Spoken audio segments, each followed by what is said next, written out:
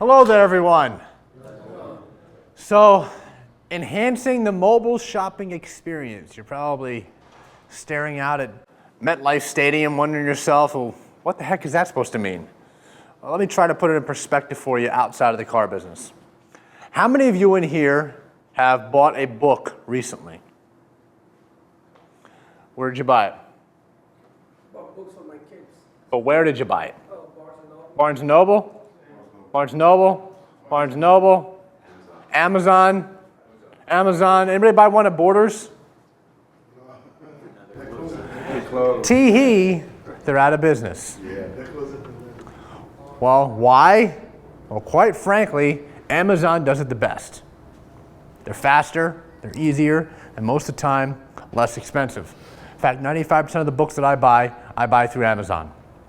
Last one was about 2 weeks ago. My daughter made mention of some book, so make a mental note, go to my iPad that night, 90 seconds later, I bought a book.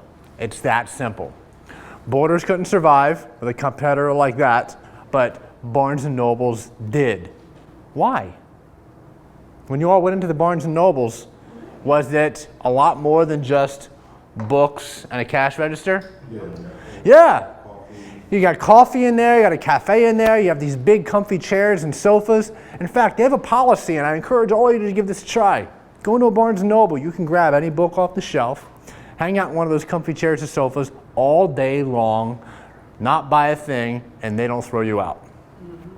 Kind of like test driving a book, isn't it? They were able to compete by improving the experience within the building and compete with something that's faster, easier, and sometimes less expensive. That's what I'm talking about. Anybody in the room heard of the term showrooming before? Most people haven't, and that's okay. But it's happened to nearly everybody in this room. You're sitting down, you're working with a customer, and that customer decides to whip out their smartphone and they start shopping you while they're at the dealership. Raise your hand if that's happened to you. Yeah. Well, these little things are impacting retailing tremendously. Here's a little bit of background. Nearly 150 million Americans now over the age of 13 own a smartphone. 60% of people now access the internet with their smartphone, which means these have eclipsed computers as far as internet access goes.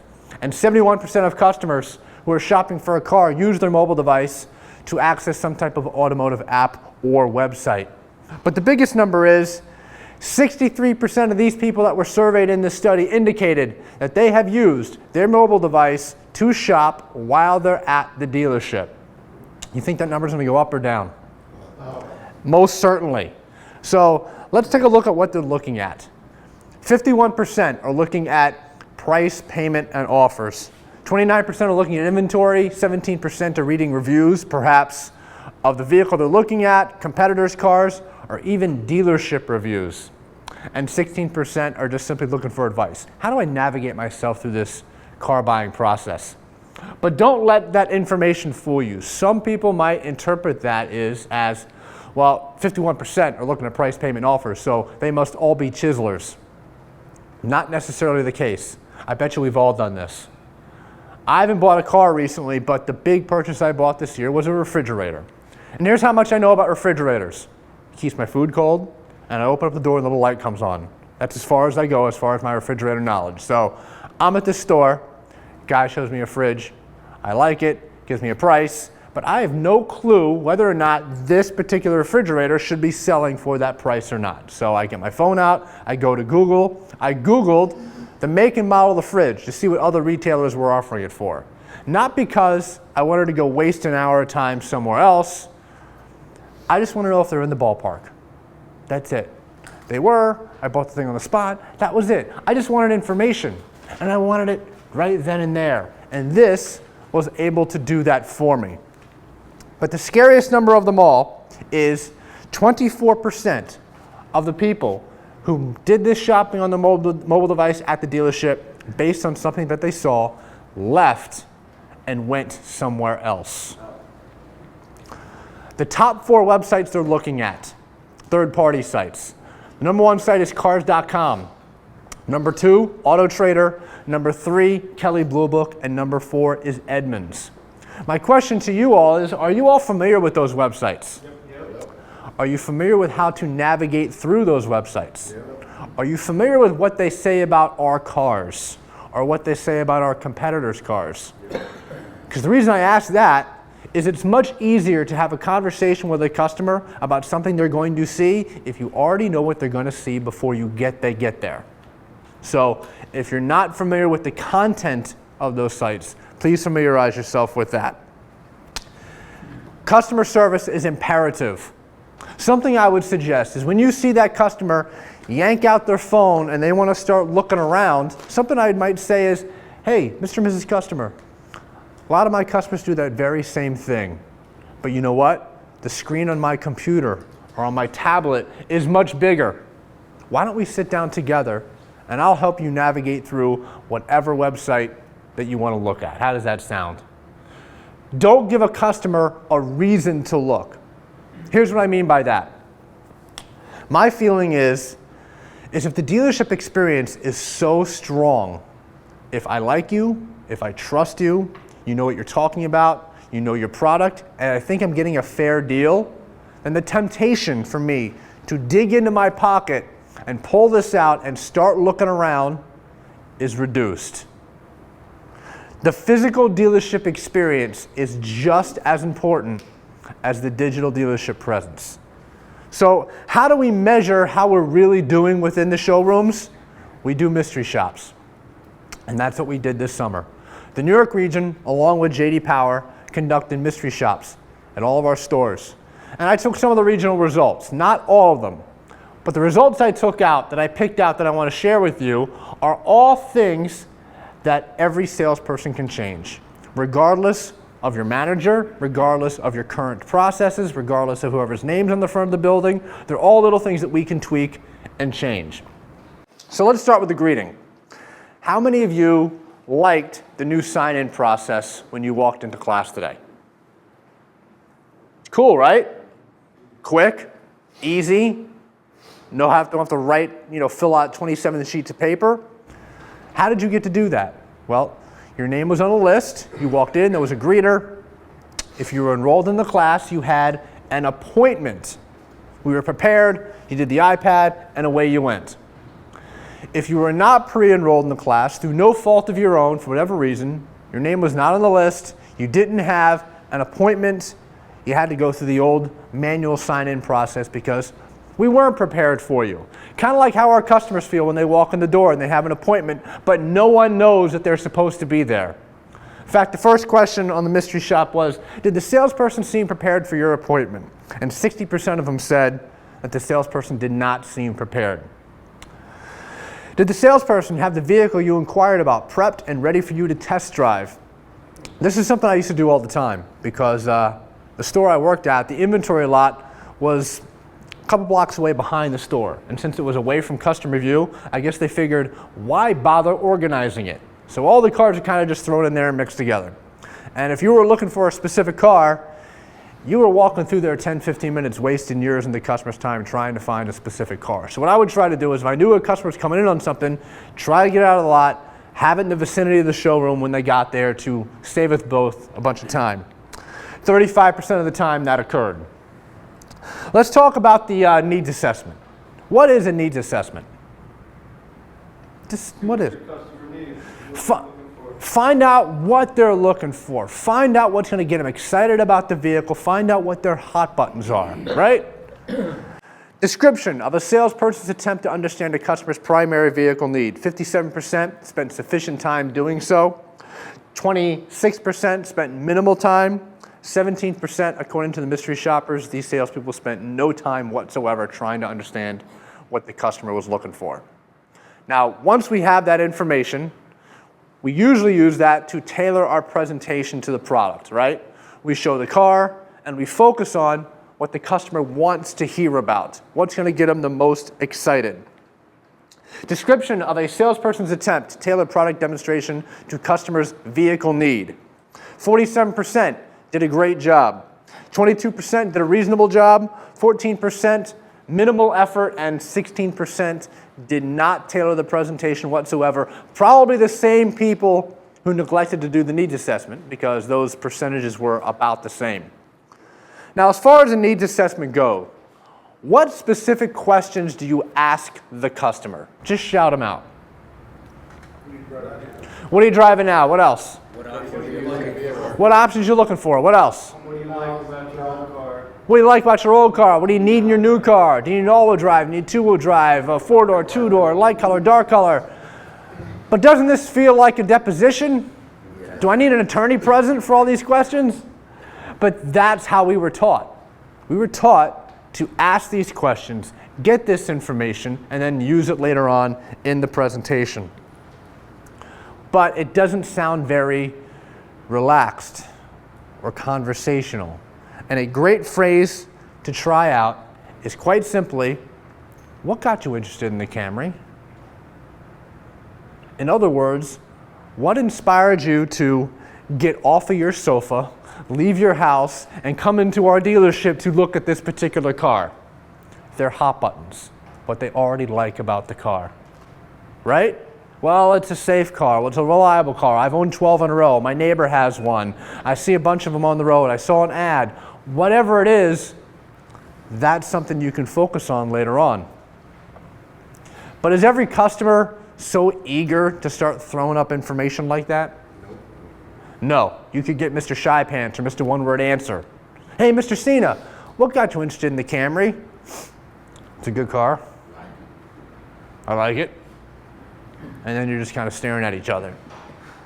A great phrase to try to get that person to open up, 3 simple words. Tell me more. Mr. Cina, what got you interested in the Camry? I like it. A lot of people like it. It's been the best-selling passenger car in the country for the last 13 out of 14 years. Tell me more. Well, I need a safe car. It's a very safe car. It's a top safety pick plus if you didn't know. Tell me more. And if you get sick of saying tell me more, you can also try and.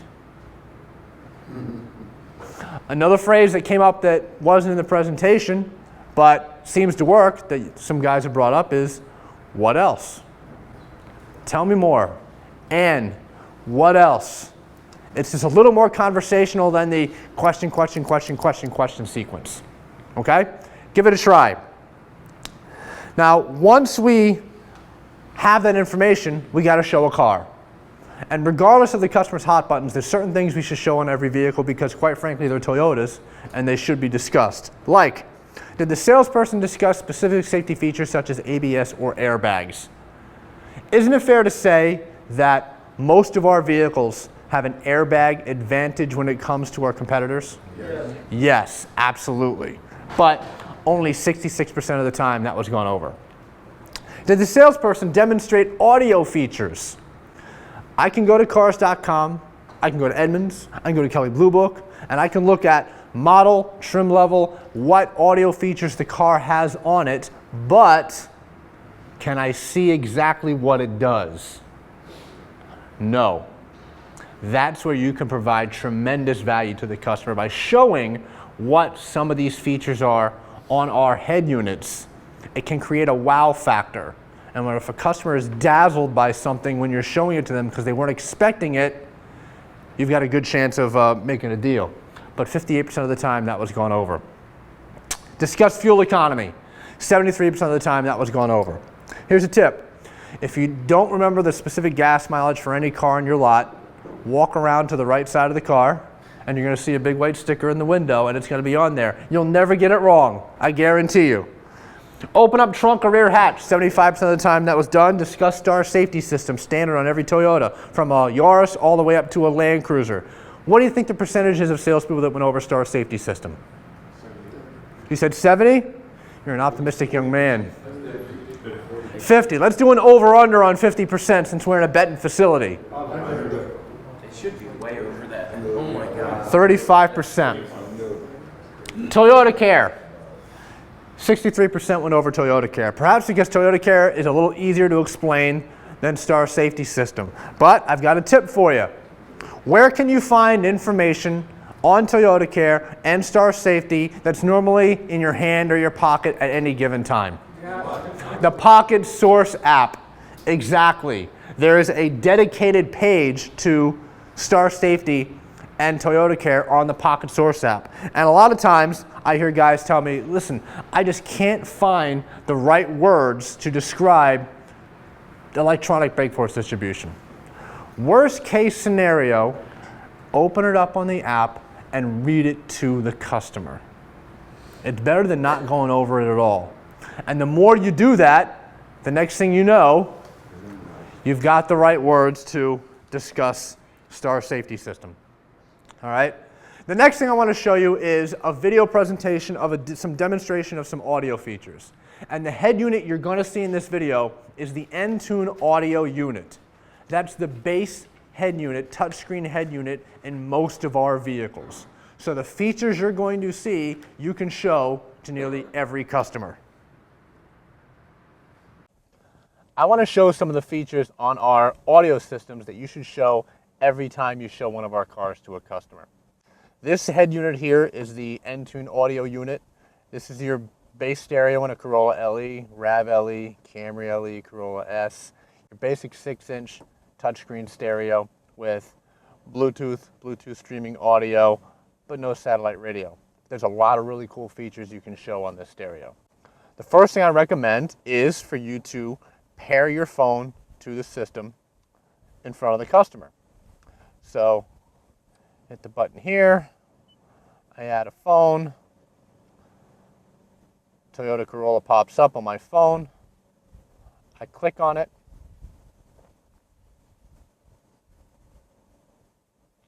and now I'm paired to the system.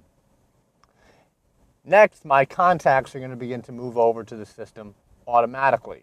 While that's happening, there's a couple of other things that you can do so you're not wasting time with the customer. Show off some of the voice recognition features on this system. What you want to do is go to Setup, and here you see Voice. Click on that, and there's two things you want to show off. First thing here is this voice recognition tutorial.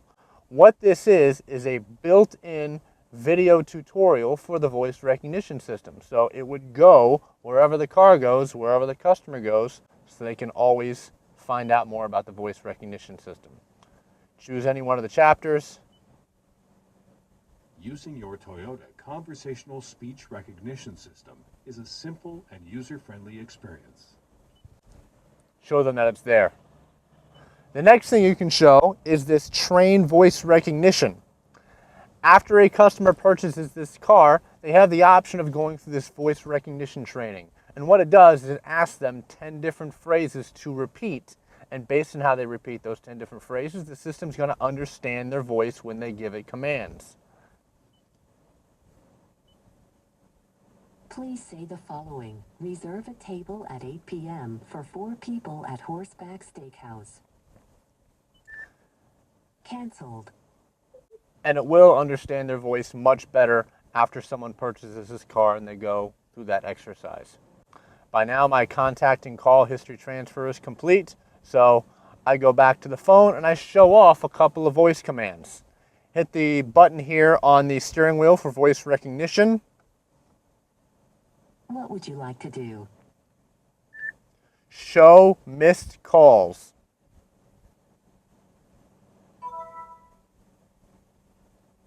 These are your recent calls. Number 1, outgoing Jeremy Neal. And it reads them off. Canceled. And it reads them off to you. Show how you can call somebody on your contact list. What would you like to do? Call Jeremy Neal. Calling at work. Number 4, Jeremy Neal. And the last thing you want to do is show off the text messaging feature. Now, I will tell you, on an iPhone, there is a setting that must be changed in order for it to work.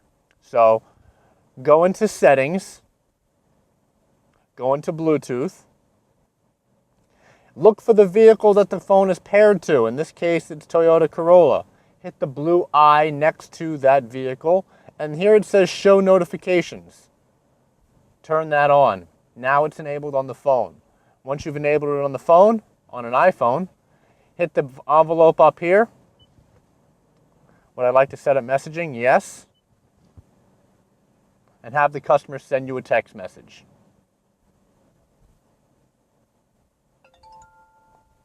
Here it pops up. I can have the vehicle read it. The bold new Camry. Just like that. Make sure you are not skipping these audio features when you are showing a car to one of our customers. Is there anybody in here that thinks that they can't do that? Try to make it simple. Try to keep it easy. If you missed something in that video, that's no problem because that video is posted onto YouTube. You can go to youtube.com/NY Toyota Training and it's posted there. If you can't navigate through YouTube, that's also fine because you can send me an email and I'll be glad to send you a direct link to that video or the video file if you need it. But don't wait until delivery to show some of the audio features. Try to incorporate it into your presentation. Test drive. Did the customer or the salesperson offer you a test drive? 22% of these customers were not offered a test drive. And last time I checked, you can't test drive a vehicle with a smartphone or a mobile device. Lastly, did the dealership follow up with you within 3 days? Now, bear in mind, these are mystery shoppers, so they didn't buy anything. They came in, they looked, and they left. So this would be a phone call to try to follow up to bring that customer back to the showroom. 37% of these customers said they were not followed up with. This blew my mind more than any of the other stats out there because I couldn't figure out why a salesperson wouldn't even try to get the customer back in. And then I thought back to my own days and I said, you know what, Sean? You used to hate calling customers up to try to get them back into the showroom because I didn't know what to talk about. I didn't know what to say. And I see that a lot when I see a lot of follow-up calls because it's a whole lot of, hey, how you doing? You bought a car yet? Nope. All right, I'll call you tomorrow. Hey, how you doing? You buy a car yet? Nope. All right, I'll call you back same time tomorrow. There's no value in that at all. And then it morphs into, well, if I could do it for $20 a month less, or we take another $500, perhaps the customer hasn't even discussed wanting to negotiate a lower price, but it gets into that because that's what we resort to, because we don't know what else to say. Let's try something else. How many of you are getting the customer's email address before they buy a car? If you're not, start doing it, because here's what you can do. Customer leaves and you send them an email, but you don't just send them a, hey, how you doing email. You send them some type of information, like a link to an article or a review of the vehicle they just looked at. Make sure it's a positive review of the vehicle they just looked at. Otherwise, you're defeating the purpose. If you're not comfortable doing that, reading a bunch of articles, saving them to your favorites, something else you can also do is go to eShowroom and you can email them any page from eShowroom. If you don't know how to do that, get in touch with me. I'll be more than happy to try to take you through it. But make it easy on yourself, and it could just be key selling points of the model that they just looked at. Or a video link. Maybe there's an online walk around that you like on that particular model, or an explanation of a specific feature on that vehicle online that you like, you can send them. Or if you really want to be progressive, you take your mobile device, you put it onto video camera, you turn it toward yourself, you look straight into it and you say, hey, Mr. Customer, it was great meeting you today. I'm glad you enjoyed the test drive of the Camry. I'm here if you need anything or you have any questions. Stop. And you email that video to the customer. But that's not your follow-up.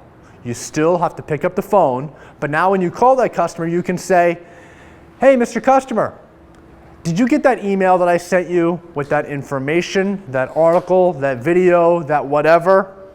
Oh, you did? Great. When would you like to come back? You've given yourself a reason to call the customer other than, did you buy a car yet?